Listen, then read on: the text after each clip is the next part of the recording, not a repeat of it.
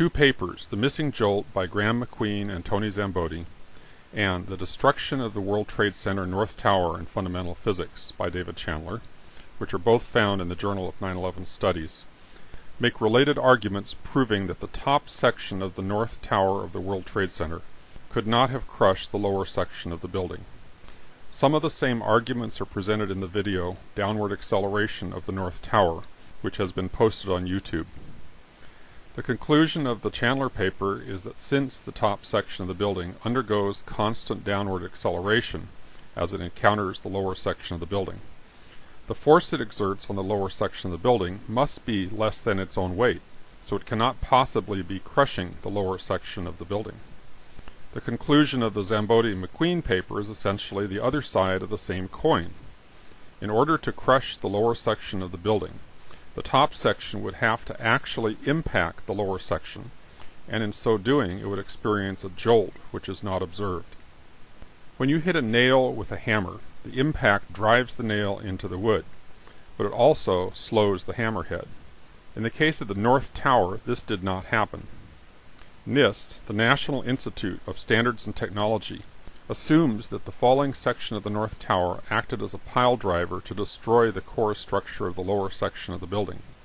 However, the observation that the top section accelerated constantly downward contradicts this claim. The clear implication of the physics is that the falling section of the building is not actually crushing the lower section. It is falling into the rubble as the lower section of the building is being destroyed by other forces. To check whether this analysis is correct, let's do the same measurements for a known demolition. The Balzac-Vitry demolition is particularly interesting for our purposes, because instead of using explosives, the columns on the middle floors of the building are collapsed using hydraulics. The only destructive force thereafter is the impact of the upper section on the lower section of the building. Therefore, we know that crushing, not explosives, is what is destroying the building. The question we want to answer here is whether the predicted deceleration of the falling section will show up in our measurements. To make the measurements, I'm using the program Tracker and placing marks on the roofline of the building at 0.2 second intervals to track its motion. From the data, we plot the velocity as a function of time. The slope of this kind of graph gives the acceleration. Deceleration means the downward velocity would be reduced, so the slope would have to turn around and actually rise left to right. If we look at the graph of velocity versus time, there is a downward slope at first. During this interval, the top section accelerates downward until the two sections collide. We can tell there is some resistance, because the downward acceleration is less than the acceleration of gravity. As the contact begins, the slope becomes less steep. However, when the two sections of the building fully engage, the slope of the graph turns around and actually rises, indicating that the downward velocity is decreasing.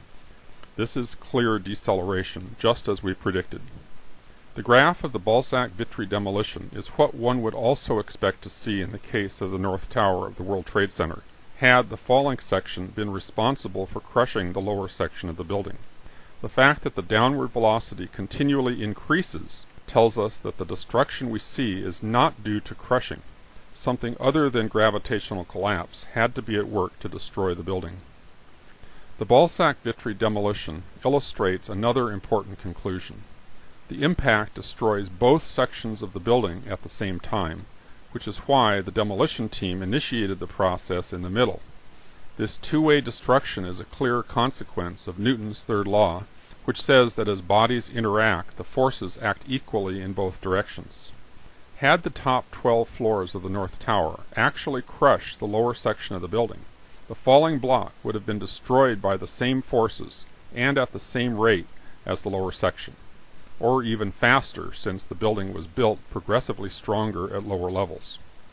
At most, the top 12 floors might have destroyed an additional 12 floors, but the top section would have been consumed in the process, leaving nothing to crush the rest of the building.